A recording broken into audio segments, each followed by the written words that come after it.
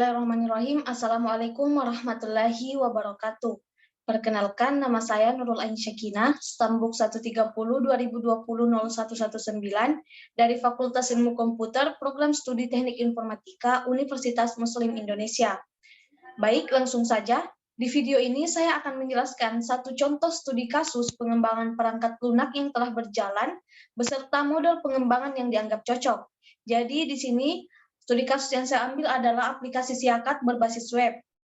Adapun studi kasusnya, dalam pengembangan sistem pendidikan di Indonesia tentunya banyak tertinggal oleh negara lain, terutama dalam bidang teknologi. Sistem akademik masih dilakukan secara manual, tentunya sekolah ataupun universitas perlu sistem informasi akademik atau Siakat untuk mempermudah pendataan tersebut, mulai dari data mahasiswa, dosen, mata kuliah, jadwal kuliah, belanja mata kuliah, daftar hadir, nilai, dan yang lainnya.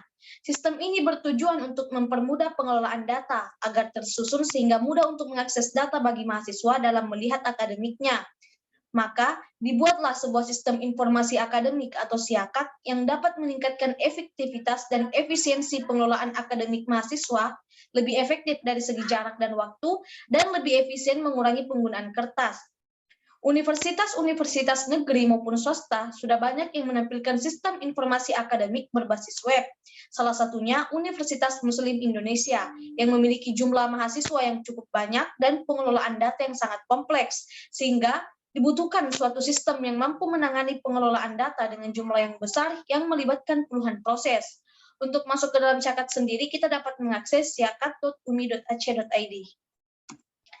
Baik, ini adalah tampilan login pada aplikasi Siakat. Di sini, user diminta untuk memasukkan user ID, di mana untuk mahasiswa itu untuk memasukkan NIM-nya, kemudian password yang dimasukkan itu password yang telah dibuat pada saat pembuatan akun. Kemudian, ini adalah tampilan awal pada saat masuk ke dalam aplikasi Siakat pada bagian profil mahasiswa. Jadi di sini ada bagian profil, pengajaran, registrasi mahasiswa untuk belanja SKS, kemudian ada jadwal kuliah, kehadiran, kemudian nilai mata kuliah, kemudian ada aktivitas mahasiswa. Kemudian, berdasarkan studi kasus tersebut, model pengembangan yang cocok adalah model pengembangan waterfall, di mana model waterfall ini merupakan pendekatan SDLC atau System Development Life Cycle yang paling awal digunakan untuk pengembangan perangkat lunak. Untuk model pengembangannya dapat dianalogikan seperti air terjun, di mana setiap tahap dikerjakan secara berurutan, mulai dari atas hingga ke bawah atau secara linear.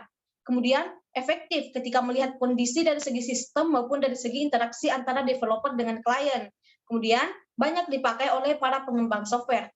Mengapa waterfall? Mengapa waterfall ini cocok untuk penggunaan aplikasi untuk pengembangan aplikasi Siakat? Karena model waterfall ini merupakan model yang paling sering digunakan.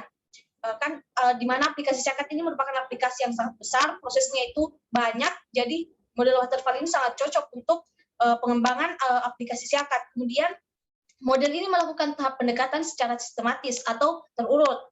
Kemudian, proses menjadi teratur dan jadwal menjadi lebih menentu, yang dimulai dari spesifikasi kebutuhan pengguna hingga operasi pemeliharaan software.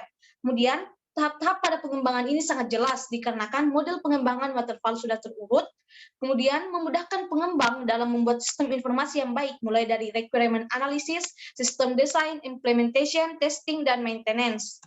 Kemudian, model pengembangan waterfall untuk pengembangan aplikasi Siakat berbasis web ini ada 5 tahapan. Yang pertama ada requirement analysis atau analisis kebutuhan.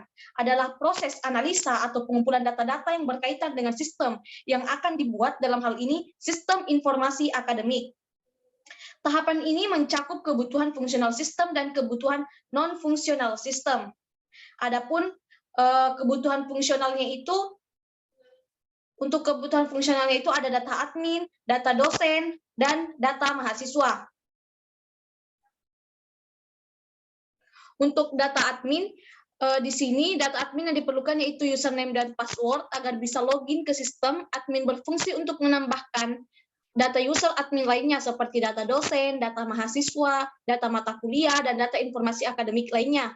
Kemudian yang kedua ada data dosen. Untuk masuk ke dalam sistem, dosen harus login terlebih dahulu menggunakan username dan password yang telah diberikan oleh admin. Kemudian yang ketiga ada data mahasiswa. Di sini untuk masuk ke dalam sistem, mahasiswa harus login terlebih dahulu dengan menggunakan NIM sebagai username dan password sesuai dengan yang diisikan pada saat pembuatan akun.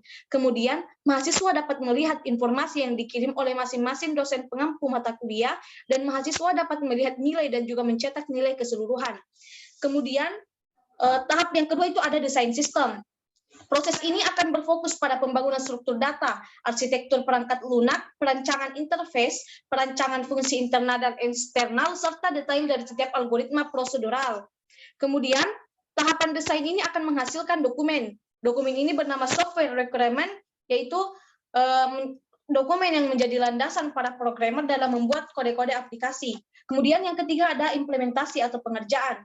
Tahap ini adalah tahapan pembuatan aplikasi oleh para programmer dengan menggunakan kode-kode bahasa pemrograman tertentu, mengacu pada dokumen-dokumen yang telah dibuat sebelumnya.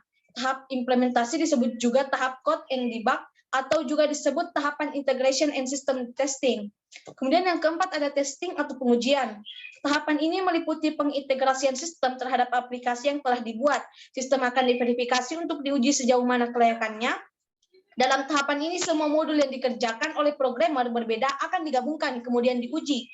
Apakah telah sesuai dengan spesifikasi yang ditetapkan, atau terdapat kesalahan atau error dalam sistem sebelum kemudian diperbaiki ulang. Kemudian yang terakhir ada maintenance atau pemeliharaan. Tahapan ini umumnya meliputi tahapan penginstalan perangkat lunak dan pengujian aplikasi. Maintenance juga adalah bentuk tanggung jawab tim pengembang untuk memastikan aplikasi dapat berjalan lancar setelah diserah terimakan kepada klien dalam periode waktu tertentu. Dalam definisi yang lebih luas, maintenance adalah proses memperbaiki aplikasi dari setiap error atau bug celah keamanan, peningkatan kinerja aplikasi, memastikan aplikasi dapat berjalan pada ruang lingkup baru, dan juga penambahan modul-modul baru untuk pengembangan aplikasi.